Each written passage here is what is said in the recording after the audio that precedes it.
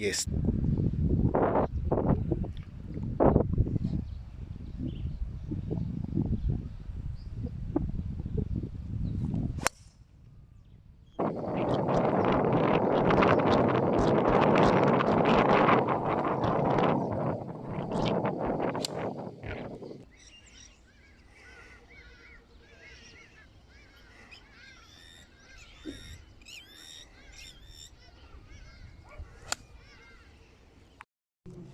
Morning, bud. Okay, obviously the setup and weight distribution, sort of more towards the front of your feet and putting your chest over the ball just helps so much.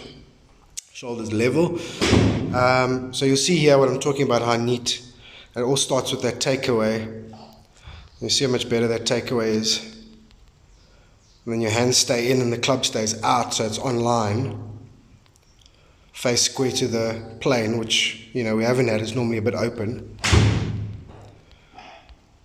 Okay, it's early in the round, and I think it probably feels as if you're hinging, and the club's even softer than that, which shows you can probably go even a touch more, but it's so good. And then obviously your posture control and the change of direction is also. So I would say that takeaway and that posture control and the change of direction, where the left hip is working, rather than the hands are driving and you're kind of leaning on it, if you want to call it that.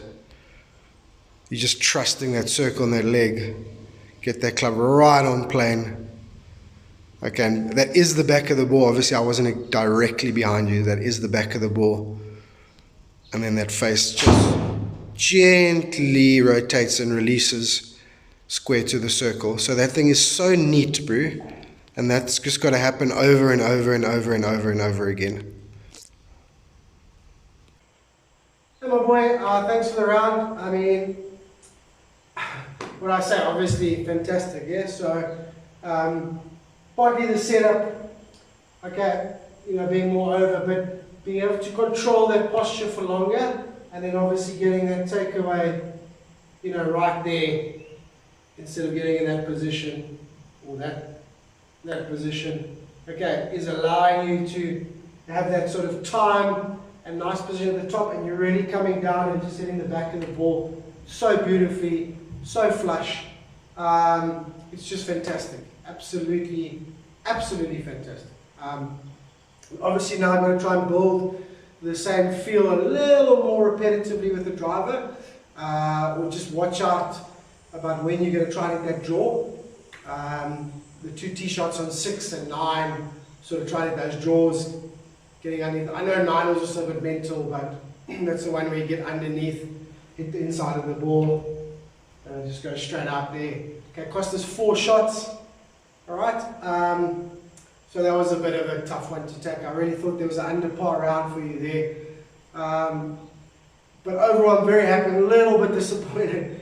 That's why I'm sounding like this, but overall, I'm very happy. That takeaway, that resistance at the top, a little bit stronger posture, and then coming down and hitting the back of the golf ball, just looks fantastic. Okay, I'm so happy with it.